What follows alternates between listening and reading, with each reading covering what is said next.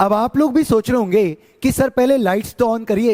Exactly light के कारण ही हम अपने अगल बगल की चीजों को ऑब्जर्व कर पाते हैं। वैसे तो light reflection, refraction, diffraction, dispersion, total internal reflection, polarisation, interference ऐसे कई सारे फिनोमेना दिखाती है, लेकिन चीजों को देखने के लिए केवल रिफ्लेक्शन और रिफ्रैक्शन ही पढ़ना काफी होते हैं। आइए समझते हैं रिफ्लेक्शन ऑफ लाइट को। तो अगर साइंटिफिक भाषा में बोले तो the bouncing back of light into the same medium after striking a surface is called reflection of light. और अगर सरल भाषा में बोले तो लाइट का किसी सरफेस से टकरा करके वापस चले जाना इज कॉल्ड रिफ्लेक्शन। अगर आपको लगता है कि आपको रिफ्लेक्शन समझ में आ गया तो जरा इस सवाल का जवाब दीजिए, इस कांच के टुकड़े में और इस पेपर में किस में रिफ्लेक्शन हो रहा है? अगर आपका जवाब है कि सर इस कांच के टुकड़े में तो रिफ्लेक्शन हो रहा है लेकिन इस पेपर में नहीं, तो आप गलत हैं। रिफ्लेक्शन एक्चुअल में दोनों में हो रहा है, लेकिन अंतर है इवन और अनइवन रिफ्लेक्शन का।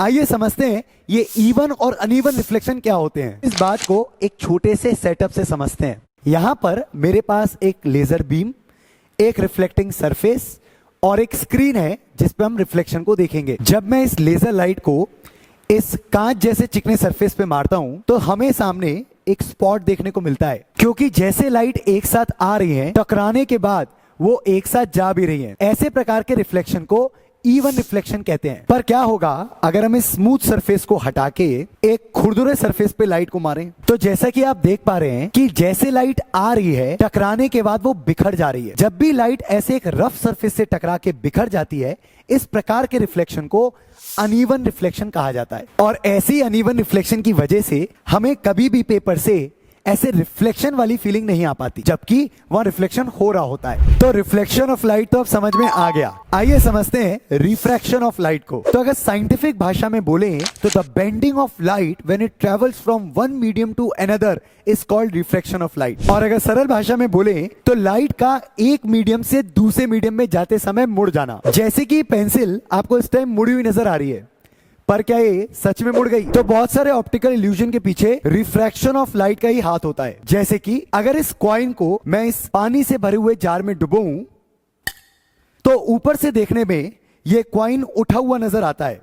इस कॉन्सेप्ट को फिजिक्स में एपरेंट डेप्थ कहते हैं। और वही अगर मैं इन एरोस को नीचे की तरफ शिफ्ट करूं तो आपको ये उल्टे नजर आ रहे होंगे।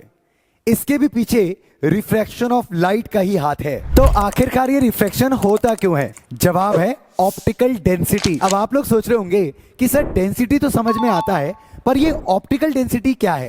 जैसे हमारे लिए हवा में दौड़ना पानी में दौड़ने से ज्यादा आसान होता है क्योंकि पानी की डेंसिटी हवा से ज्यादा होती है, वैसी लाइट भी इन डेंसिटीज को फील कर सकती है और अपनी स्पीड को अलग अलग मीडियम में चेंज कर सकती है। अगर हम इन्हीं स्पीड्स को आपस में कंपेयर कर लें तो मिल जाता है ऑप्टिकल डेंसिटी कंपेयर करने की quantity, that is refractive index. तो जितना ज्यादा ऑप्टिकल डेंसिटी उतना ज्यादा रिफ्रैक्टिव इंडेक्स और उतना ज्यादा लाइट की बेंडिंग। जिस तरीके से रिफ्लेक्शन के दो प्रकार होते हैं, इवन और अनइवन, उसी तरीके से रिफ्रैक्शन के भी दो प्रकार होते हैं, even refraction and uneven refraction. आइए इन दो टाइप के रिफ्रैक्शंस को अच्छे से समझते हैं। तो जब भी लाइट एक ऐसे मीडियम से आर पार हो जिसका रिफ्रैक्टिव इंडेक्स एक सा हो और आर पार की चीजों को देखना आसान हो जाए, तो ऐसे प्रकार के रिफ्रैक्शन को इवन रिफ्रैक्शन कहते हैं।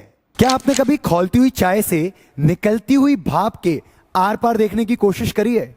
कैसे पीछे की चीजें आपको अनक्लियर और मटकती हुई दिखाई देती है? इस प्रकार के रिफ्रैक्शन को अनइवन रिफ्रैक्शन कहते हैं। तो अगर आपको इवन और अनइवन रिफ्रैक्शन समझ में आया तो जरा इस सेटअप में पीछे लिखे गए शब्दों को पढ़ने की थोड़ी कोशिश करिए। दिक्कत आ रही है ना? मैंने इस सेटअप में वाटर बीट्स डाल रखे हैं जिनका रिफ्रैक्टिव इंडेक्स पानी के बराबर दैट इज 1.33 होता है। वाटर बीट्स के साथ साथ यहाँ कुछ एयर पॉकेट्स भी बन गई हैं, जिस वजह से इस पूरे सिस्टम का जो रिफ्रैक्टिव इंडेक्स है वो वेरिएबल हो गया है। और एक अनइवन रिफ्रैक्शन की वजह से आप पीछे लिखी गई चीज को पढ़ नहीं पा रहे हैं। पर अगर हम किसी भी तरीके से इस पूरे सिस्टम का रिफ्रैक्टिव इंडेक्स एक सा कर दे और इवन रिफ्रैक्शन करवाएं तो क्या होगा? आइए ट्राई करके देखते हैं।